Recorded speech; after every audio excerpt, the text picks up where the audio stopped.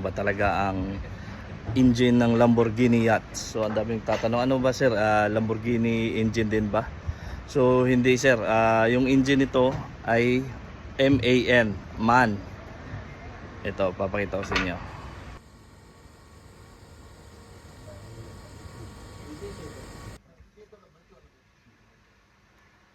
So ito guys is twin MAN V12 engine, MAN.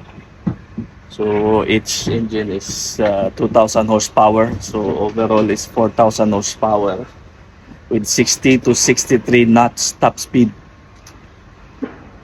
Saka yung torque niya is 6,500 Newton meter. So isipin nyo yan, ganyan kalakas. So pakita ko sa inyo, mag-change oil na sila.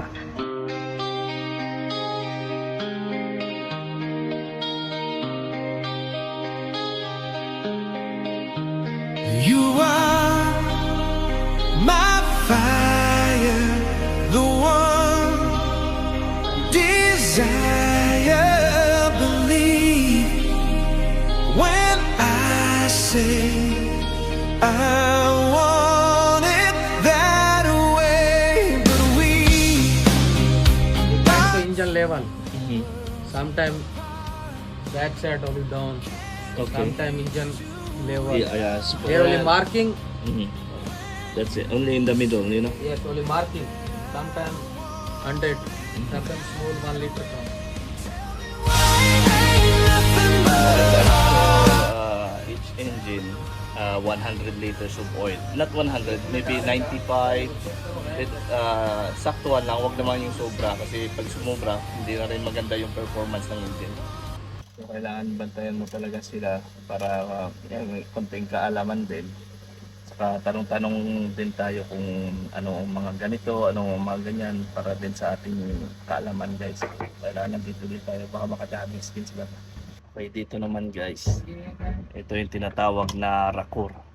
Yung racor, ito yung nagpapa yung pag yung fuel nyo may tubig at saka yung fuel yung may halong tubig, ito yung nagsi-separate, nagfi-filter para i-separate yung fuel at saka yung water.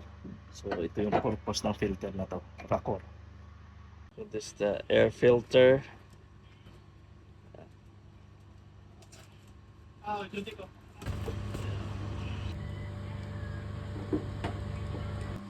Okay, so ngayon guys, pinapump nila para lahat ng mga hangin sa loob matanggal. Tawag dito bleeding. So yung fuel diyan magsi-circulate lahat ng mga dinadaluyan ng fuel ma-fill up. So okay guys, i-start na natin. So